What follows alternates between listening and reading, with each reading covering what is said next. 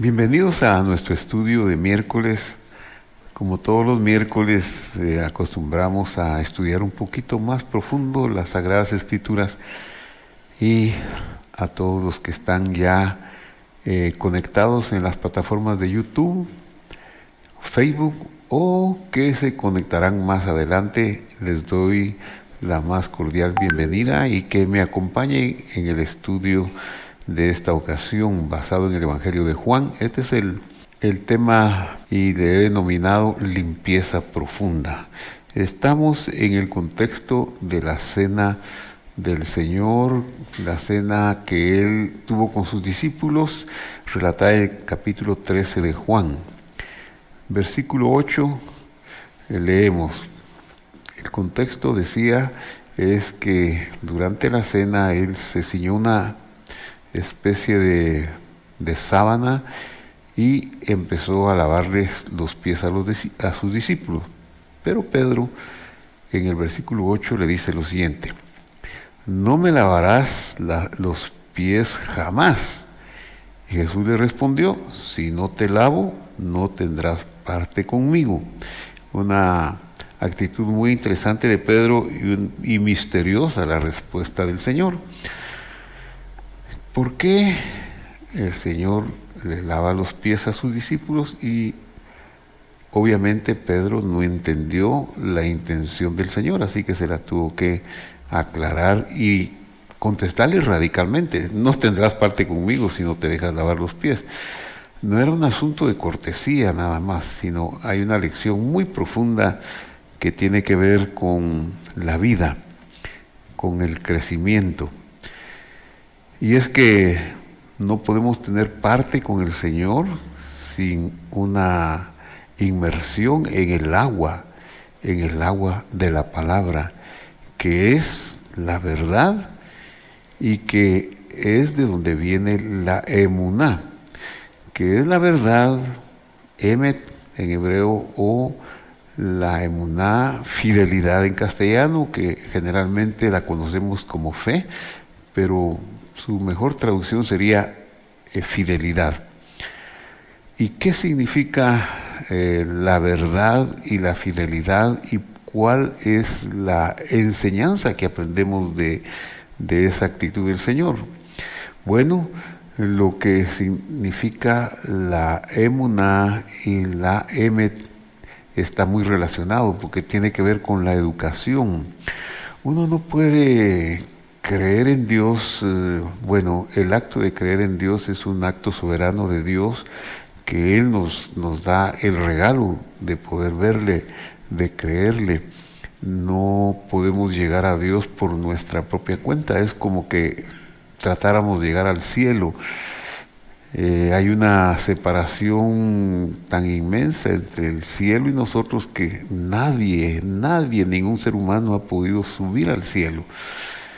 Desde que se dio la separación, la destitución a causa de la desobediencia de nuestros padres en el huerto del Edén. Entonces, creer en Dios sería como brincar ese abismo, sobrepasar las espadas flameantes y que se revuelven y que impiden el regreso al paraíso. Entonces, Dios nos da una chispita, pero para nosotros creer en Dios, Dios utiliza dos elementos que tienen que ver con la educación.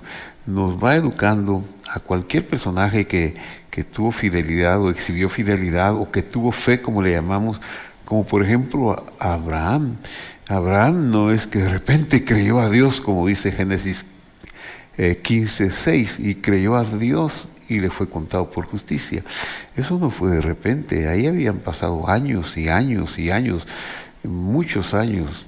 Difícil computar cuántos años, porque cuando aparece Abraham ya Dios le había hablado, pero va aprendiendo Abraham acerca de Dios en su caminar, de obedecerle, salir de su tierra, y luego Dios no se le muestra, guarda un silencio por muchos años, por mucho tiempo, pero él va caminando y va viendo las circunstancias y la mano divina va interviniendo.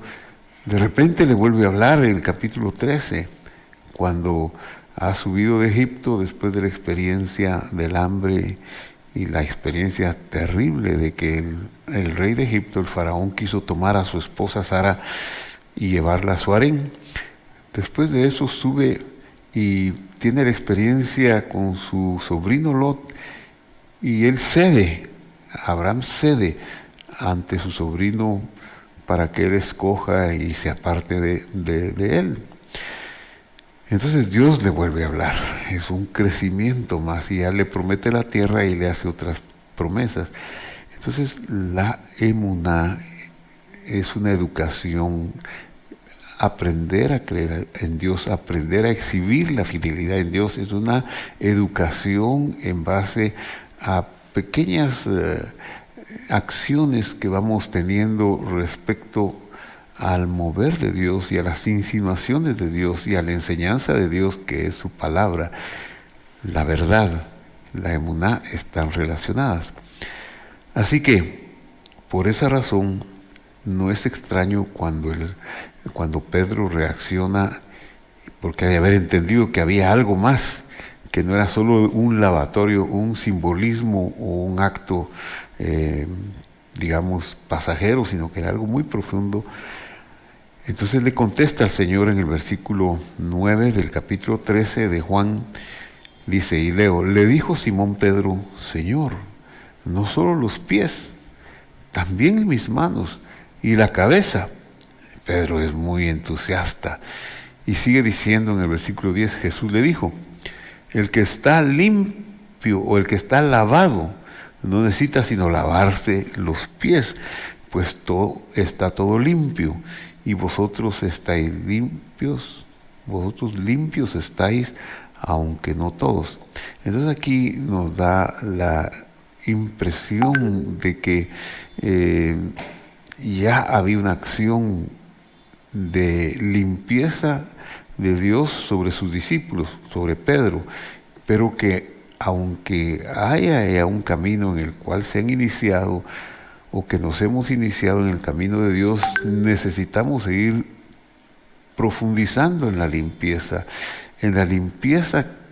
de nuestros pensamientos, en la limpieza de nuestros paradigmas, de los errores que nos da la apariencia de este mundo, que es demasiado fuerte, el mundo material, y esa limpieza solamente puede venir de la verdad de Dios, que es su palabra, para exhibir, para que nosotros exhibamos la fidelidad. Entonces, el Señor siempre está dispuesto a instruirnos. En nuestra imperfección, nosotros podemos ser apasionados y errados como Pedro, ¿verdad? Pedro muestra una pasión, pero está errado. Y el Señor tiene paciencia para enseñarnos a través de su palabra, o en la simbología de este pasaje, para lavarnos los pies, para que se quite lo que no está bueno, lo que sobra, lo que es mancha. Y entonces el rey David nos puede dar una enseñanza muy linda en el Salmo 19. Y vamos a incursionar en el Salmo 19 y leo. Dice, la ley del Señor es perfecta, convierte al alma. El testimonio del Señor es fiel y hace sabio al sencillo. Esto es como lo que estamos tratando de explicar, ¿verdad? Que el agua de la palabra puede convertirnos, limpiarnos, hacernos ágiles en las cosas espirituales, que son las más importantes que conviene que entendamos. Tenemos que profundizar estas palabras, y para eso vamos a incursionar un poquito en el idioma en que fueron escritas. Así que veamos las lecciones que nos deja el rey David en este versículo, y leo. La ley del Señor es la Torá del Señor. Quiero leer la palabra del idioma original. La ley del Señor sería la Torá de Adonai, la Torá de Adonai. Eso es lo que está escrito en original. La Torá del Señor o la Torá de Adonai. Ahora, ¿qué significa la palabra Torá? Pues la traducción a la ley del Señor ya ha sufrido una disminución de significado. El idioma castellano no tiene la riqueza del vocablo original. El idioma castellano recibió esta palabra pues cotejada con el idioma hebreo, pero influida mucho por las traducciones que se hicieron al griego o al latín y cotejada con otras traducciones a otros idiomas, pero la riqueza de la palabra hebrea es muy interesante que la veamos. Entonces, cuando dice la ley del Señor, la palabra es Torá. Y Torá, ¿cuál es su significado? Pero en el idioma hebreo. Torá es un sustantivo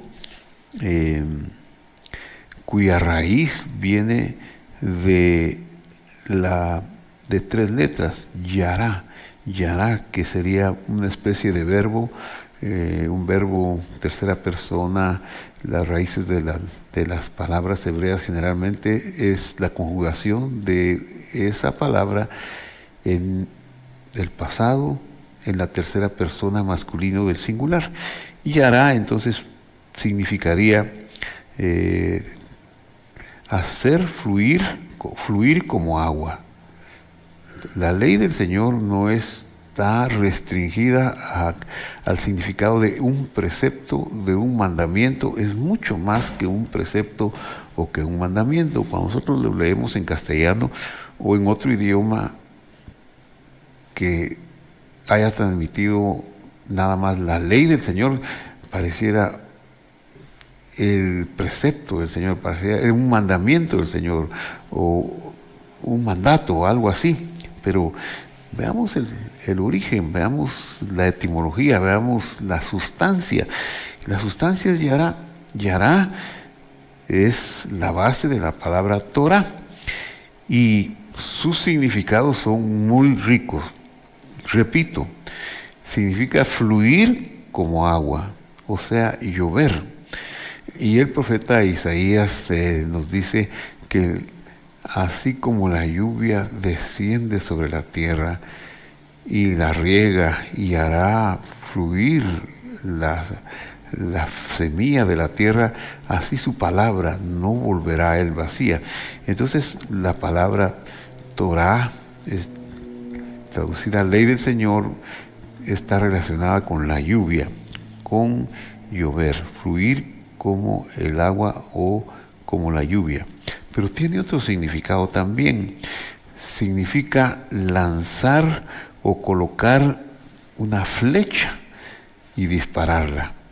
Eso es muy hermoso porque la palabra de Dios tiene ese poder. Algunas veces la experiencia de muchas personas en el pasado y experiencia personal ha sido que hay un texto, una palabra de la Escritura que se le pega a uno en el corazón como que se la hubieran disparado y le pegara centro, y eso le ilumina la vida o eso le transforma la vida, porque como es divina la palabra, la ley, la Torá del Señor no es pensamiento humano, no es un conjunto de escritos por hombres de la antigüedad que se pusieron de acuerdo para redactar algún código de comportamiento. De ninguna manera es eso, es la eterna expresión de Dios, de sus promesas y de sus juramentos. Así es como lo creemos y lo podemos entender.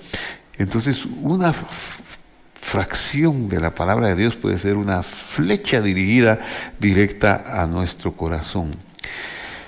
Figuradamente, pues, significa también apuntar, destacar, como señalando con el dedo, y finalmente tiene otro significado que es el de enseñar. Entonces, Torah significa enseñar. Ahora, ¿qué es lo que enseña la Torá? ¿Qué es lo que va a decir? Bueno, la Torá nos enseña el carácter de Dios, nos enseña la forma como es Dios y como nosotros cuando recibimos su revelación de que es Dios, cuando creemos en Él, por decirlo de otra manera, entonces debemos aprender a desenvolvernos y ser educados para comportarnos como Él es, imitándolo a Él. No solamente creemos en Él y seguimos haciendo lo que nos parece mejor, sino ir aprendiendo la verdad de Él. Por eso es que, ¿qué es lo que enseña? Se enseña en la ley del Señor, en la Torah del Señor, se enseña la verdad. Y entonces la verdad es otra palabra que es muy interesante y que en hebreo se escribe emet, emet.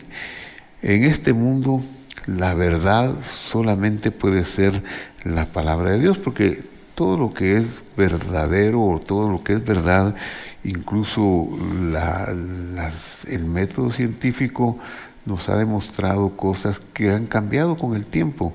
Lo que se consideraba verdad hace 1000 años, hace 500 años había variado, hace 200 años había cambiado, etcétera, etcétera. Y cada vez hay innovación porque se está utilizando el método para descubrir la verdad. Pero la verdad de Dios solamente puede ser su palabra porque no cambia.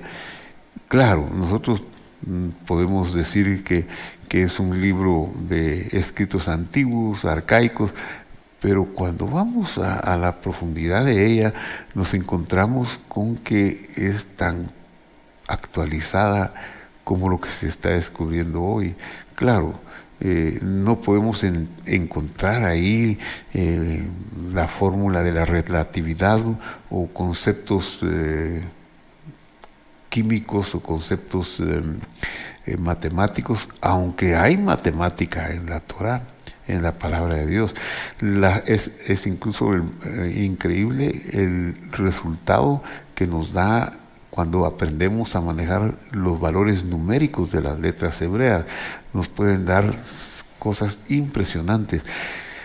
El método o la ley de Fibonacci, por ejemplo, que es una ley descubierta por un famoso comerciante y matemático italiano de hace casi 1000 años. Esa está, se descubrió que está en la naturaleza, en la forma de muchas plantas, del comportamiento de muchos fenómenos naturales, y está en la Torah también, se da en la Torah, pero hay que investigarlo y tener paciencia para investigarlo. Entonces, la palabra de Dios, la Torah, es la verdad. Y solo la verdad puede ser la palabra de Dios porque no cambia. La otra palabra relacionada con la verdad, con la emet, es la emuná. Emuná, emet y emuná están relacionadas. Y vamos a ver enseguida cómo es que están relacionadas. La mejor traducción de emuná, como he dicho, es fidelidad. Y debemos entenderla también en el marco de la educación. Lo que fidelizamos, lo que creemos, al transmitirlo tiene que ser verdad, y aquello que es la razón de ser de la educación, enseñar la verdad, lo que es permanente y lo que es verdadero. Por eso está escrito en el capítulo 10 de Romanos, versículo 17, lo siguiente, y leo: así que la fe es por el oír, y el oír por la palabra de Dios. Y explico un poquito más en conformidad con los términos que está usando.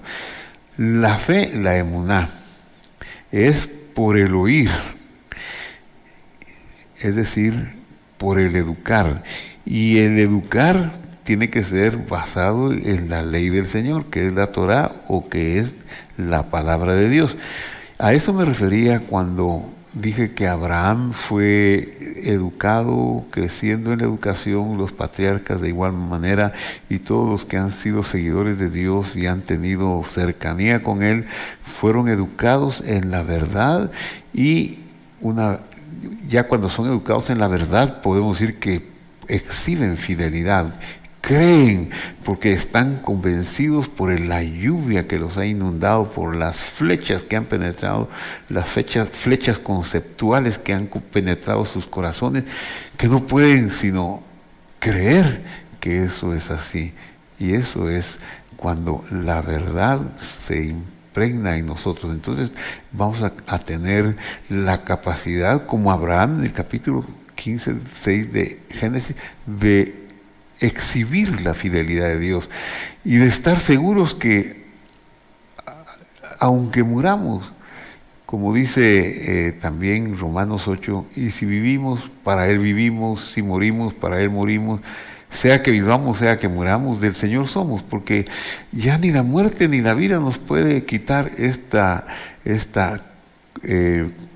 convicción, porque si morimos, pues vamos al polvo, pero entendemos que Él es fiel aunque estemos en el polvo y nos levantará en la resurrección. Entonces ni la muerte tiene poder para apartarnos del amor de Dios, y esa fidelidad nos permitirá exhibir entonces el deseo de servirle, de enseñar su palabra, de compartir con otros la alegría que nos da saber ese poder que tiene.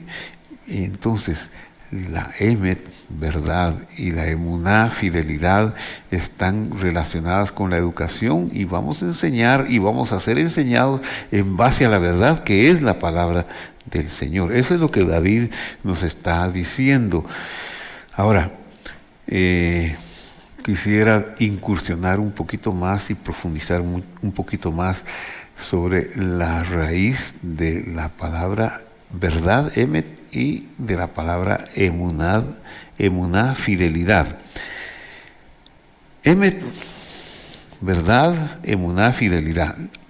La raíz es la palabra de 3 letras, Aleph, las estoy señalando, Aleph es esta, Mem y Nun. De estas 3 letras, Aleph, Mem y Nun, sale la palabra emet, que ya es un sustantivo, y de esta raíz Aleph, Mem, Nun sale la palabra emuná, que también es un sustantivo y que quiere decir exhibir fidelidad.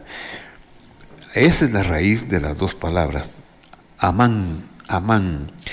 ¿Y qué significaría amán? Bueno, vamos a ver lo que significa. Amán significa educar o crear o instruir. Eso significa amán, Aleph, Mem, Nun, educar, instruir, pero esta educación tiene que ser basada en la verdad.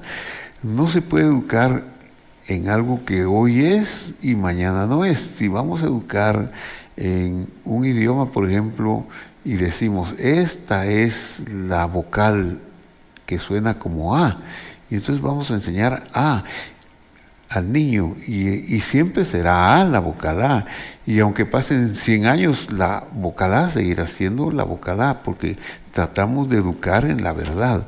Claro, podemos decir que la ciencia de este mundo va cambiando y vamos perfeccionando la comprensión, pero es basado en la verdad.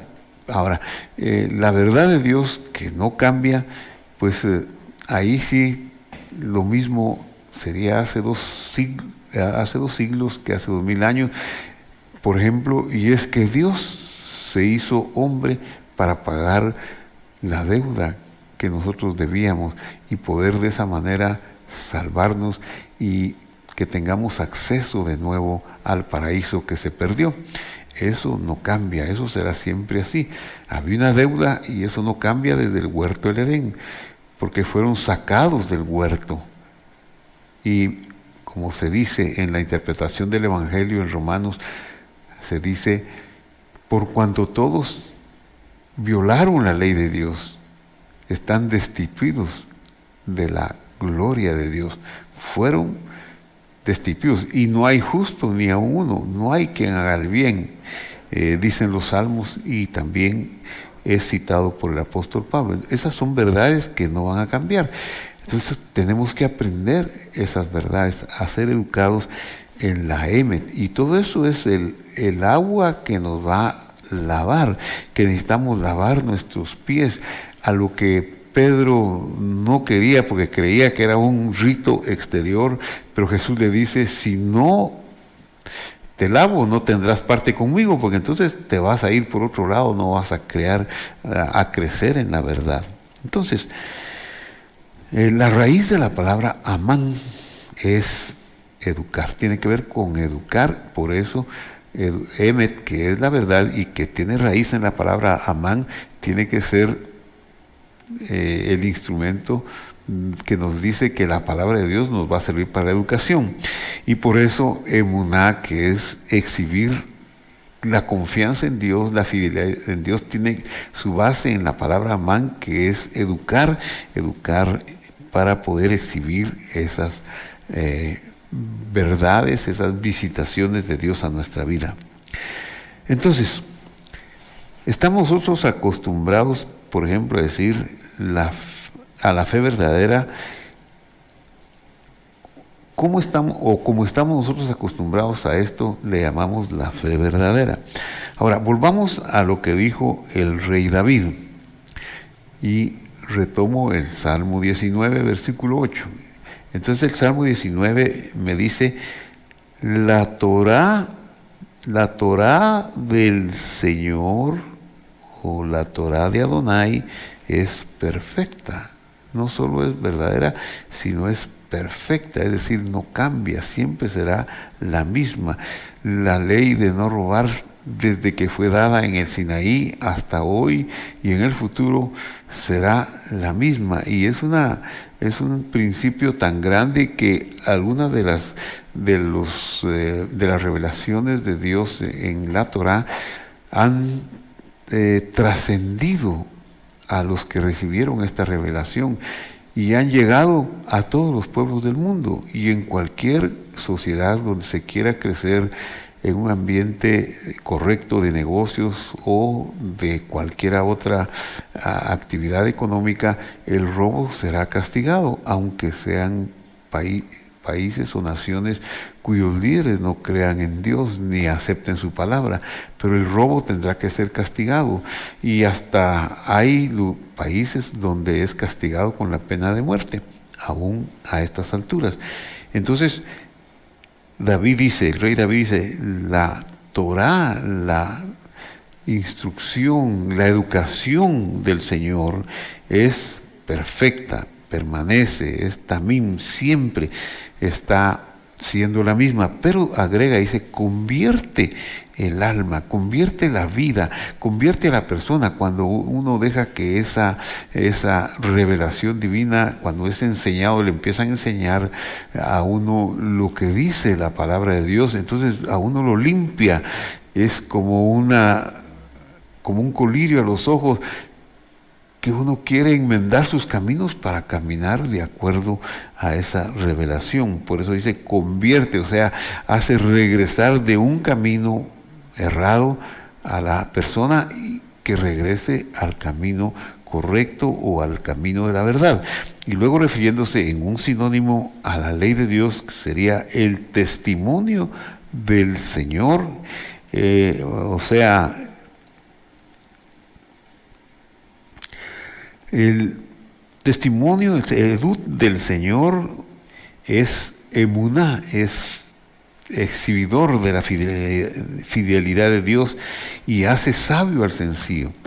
Entonces, la ley del Señor, la Torá del Señor, es perfecta, y esa Torá del Señor, llamada testimonio, nos convierte el alma, es decir, nos hace regresar de un mal camino, nos limpia, y también nos hace exhibir la fidelidad para que nosotros podamos tener una vida donde exhibamos que Dios está con nosotros, obrando, actuando y haciéndonos aún milagros. Eso fue lo que sucedió con Pedro. Fue convertido, fue cambiado. Por eso le dice, no, Señor, lávame los pies, lávame la cabeza, las manos. Y el Señor le dice, no, es que no estás entendiendo. Tú crees que es un acto que yo te voy a lavar todo para que estés mejor. No, tienes también una parte que aprender, que exhibir y que poner de tu parte. Entonces, ahora quisiera, para ir ya concluyendo este estudio, quisiera invitarle a incursionar en la riqueza de las letras hebreas. Por muchos años, pues mi estudio de la palabra, mi lectura de la palabra fue en el idioma castellano. Aprendí a leer en la escuela de mi pueblo. Me gustó tanto leer. Cuando me tocaba alguno de los oficios que mi madrecita me ponía a hacer, yo, por ejemplo, barrer, si encontraba un papel me ponía a barrer, me tenía que llamar la atención, mira, te puse a barrer, no a leer, pero es que aprendí a leer y era tan bonito lo que podía encontrar una información en esas letras. Así que fue muy hermoso aprender a leer, pero mi madre también nos instruyó juntamente con mis dos hermanos en la Biblia y nos enseñó a leer la Biblia, nos enseñó a orar, al grado que yo le tuve una pasión por leer la Biblia que la leía intensamente. En la iglesia presbiteriana de mi pueblo había una costumbre, los domingos se dividía el servicio dominical en dos partes, una escuela dominical y un servicio donde se resumían y se daban anuncios. En la escuela dominical se pasaba lista y los asistentes campesinos, la mayoría, o arrancadores de piedra, que era una de las labores de los habitantes de mi pueblo, ellos ganaban el sustento arrancando piedra de cal, cociéndola y vendiéndola. Pues obviamente no tenían mucho tiempo para la educación, sí habían aprendido las primeras letras y entonces con mucha dificultad decían capítulos leídos, porque esta era una pregunta que nos hacía el maestro. Teníamos que encontrar presente, capítulos leídos y bueno, algunas otras cosas para hacer acto de presencia. Esa era la forma del culto de la iglesia de mi pueblo. Entonces decían capítulos leídos, medio capítulo decía alguien, un capítulo decía otro, 2 capítulos decía el que más había leído. Entonces yo me avergonzaba porque ya asistía a esa clase y entonces yo había leído 100 capítulos y a veces mucho más que 100. Entonces yo mentía, decía 8, 11, porque me daba vergüenza que los señores se sintieran avergonzados de que yo leía más que ellos. Entonces yo leí pues durante mucho tiempo en castellano, memoricé versículos, participé en concursos y gané algunos premios, libros, etcétera, etcétera, que daban por haber memorizado alguna cantidad de versículos. Pero se me hacía muy difícil pensar en los idiomas originales donde está la Biblia, que son 3. Hebreo para las escrituras del Antiguo Testamento, arameo en muy poco grado, 5 capítulos quizá haya en arameo, una carta, y griego todo el Nuevo Testamento. Eso estaba fuera de mi alcance porque yo estaba trabajando, tenía que sostener a mi familia. Entonces mi estudio era en castellano, pero de repente me llamó la atención la riqueza que había en los idiomas originales y me hice de algunos diccionarios. Eso me abrió un panorama, pero el idioma hebreo era tan diferente al griego y parecía fuera de mi alcance. De repente empecé a estudiarlo y me di cuenta que podía aprenderlo. Y por eso le digo a usted, ahora no quiero hacer más largo este testimonio, pero quiero animarlo a que usted juntamente conmigo vea algunas curiosidades hermosísimas del idioma hebreo. En primer lugar, las letras del alefato, no estoy diciendo mal la palabra alfabeto, es en nuestro idioma el nombre de las figuras de las letras que lo conforman, alfabeto castellano. ¿Por qué? Porque es Aleph, Bet, alfa, basado en el idioma griego, del alfabeto A, B, C, D, o abecedario. Pero en hebreo se llama alefato, que tiene que ver con la primera letra, Aleph, Bet y Tav, que sería la última letra. Entonces, de la primera letra a la última letra. Por eso digo, las letras del alefato hebreo tienen, como los otros idiomas, una figura. La A, nuestra A, tiene una figura, la L tiene una figura y tienen un sonido. Pero las letras del alefato hebreo adicionalmente tienen otra información. Por ejemplo, son valores numéricos. Una letra al mismo tiempo es un número. Y así es como se conoció durante mucho tiempo. Los números arábigos vinieron después para ser incluidos en la cultura hebrea, pero las letras eran la forma como se contaban las cosas y los días con una letra hebrea y los cálculos matemáticos con una letra hebrea. Incluso los que copiaban las escrituras hebreas, cuando se gastaba un libro, pues lo hacían a mano y lo pasaban a otro pergamino, se llamaban soferim. Se les dice escribas, pero más bien eran contadores, viene de sofer, que es contar. ¿Por qué? Porque para no errar ellos calculaban el valor de la línea de las palabras y si faltaba o era diferente al original, entonces había un error y había que revisar. Entonces, esa era otro de los usos de las letras hebreas en las escrituras antiguas. Pero adicionalmente a los valores numéricos poseen un significado. Por ejemplo, la primera letra significa, Aleph significa buey, Bet significa casa, Gimel significa camello, Dalet significa puerta, y así sucesivamente tienen un significado. Tienen 4 cosas, entonces tienen una figura, un sonido, un valor numérico y un significado. Quiero ahora, para concluir, como le dije, un ejemplo enriquecedor.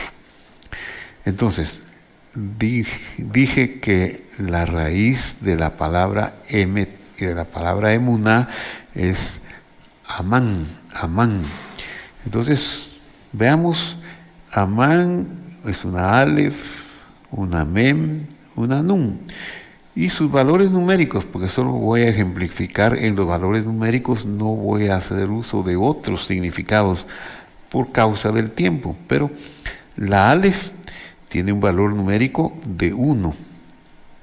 Es la primera letra y vale 1. La mem es la letra de en medio de la palabra amán, vale 40. Y la nun final vale 50.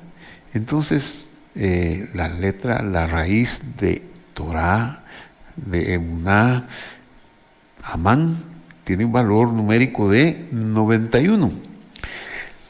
Los mismos valores numéricos tiene un sustantivo que usamos muchísimo nosotros, que es el sustantivo amén. Amén. Se parece a amán, solo que amán es un verbo, puede ser un verbo, él educó, él crió, y amén, nosotros lo usamos muy frecuentemente, a veces no lo usamos bien porque pensamos que significa así sea, pero no significa tanto así sea.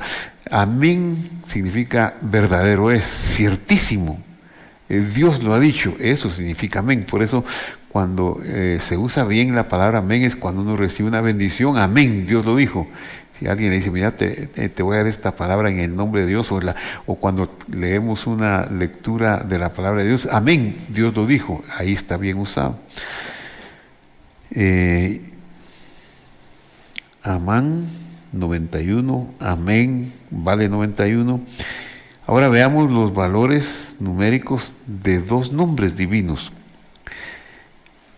Aquí les muestro el nombre inefable que en nuestras Biblias se traduce como Jehová o el Señor o como Yahvé. En la costumbre hebrea a este nombre inefable se le dice Adonai generalmente, o se le puede sustituir como el Eterno también, decir el Eterno, Adonai, o sencillamente decir el nombre, pero es el nombre inefable, ¿verdad? El nombre que no sabemos pronunciar, no podemos pronunciar, no sabemos cómo pronunciarlo, cómo se pronunciaba en la antigüedad. Por eso es el nombre impronunciable, Yud, Hei, Vav, Hei. Veamos, la Yud, que es esta letra que estoy señalando, la más pequeña, vale 10. La Hei, que es la segunda letra, estoy viéndolo de derecha a izquierda, que es como se escribe el hebreo. La Hei vale 5. La Vav, que es la tercera letra de derecha a izquierda, vale 6. Y la Hei, ya vimos, hay dos Hei y vale 5. Las dos Hei, cada una vale 5. Si sacamos el valor numérico entonces del nombre del Señor Adonai, Yud Hei Vav Hei nos va a dar 10 más 5 más 6 más 5. Eso nos da 26. 10 más 5, 15, más 6, 21, más 5 de la última letra, 26. Entonces, el nombre de Adonai vale 26. Ahora, el nombre Adonai propiamente, que significa mi Señor, que se usa también en la Biblia muchas veces referido a Dios como mi Señor, y que en la costumbre hebrea de todos los tiempos, este nombre viene a sustituir el nombre inefable. Únicamente se cambia cuando aparece el nombre inefable y la palabra mi Señor, pero en general este nombre es un nombre hacia Dios. Veamos el valor numérico del nombre mi Señor o Adonai.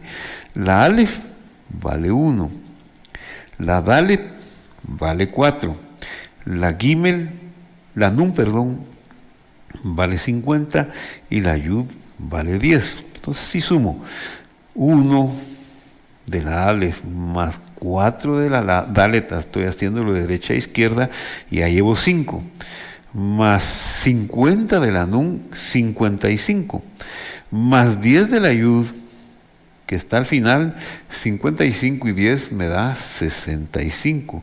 Entonces Adonai tiene un valor numérico de 65 y Yud Hei Vav Hei, el Señor, o el nombre inefable, me da un valor numérico de 26. Si sumo 26 más 65, obtengo el valor numérico de 91.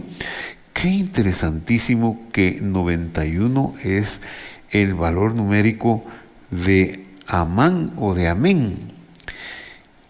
Es decir, 91 valen la suma de los dos nombres divinos, el Señor o mi Señor, y las palabras Amán, que significa, o que es la base de Emet, de la Torah del Señor, o Emuná, la fidelidad del Señor.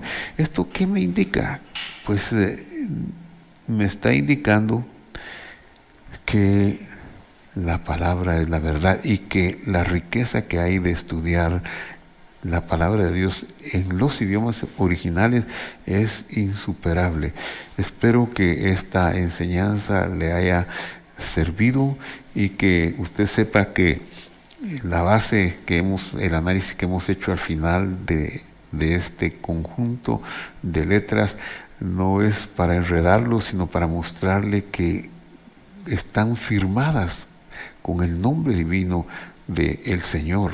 Él puso su firma en la palabra Amán, que es la raíz de la palabra Torah, y que es de la palabra Emet, que es la verdad, y que su palabra es verdad, y la raíz de la palabra Emuná, que es fidelidad, porque ambas Emet, verdad, y Emuná, fidelidad, su raíz es Amán. Amán, que quiere decir educar, crear.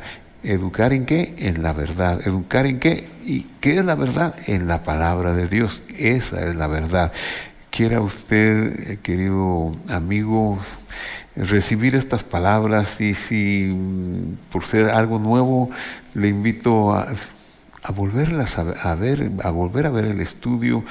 Y si usted puede estudiar la Biblia en los idiomas originales, hágalo, hágalo. No reciba solamente lo que yo le estoy enseñando. Puede ser que yo no le esté diciendo bien.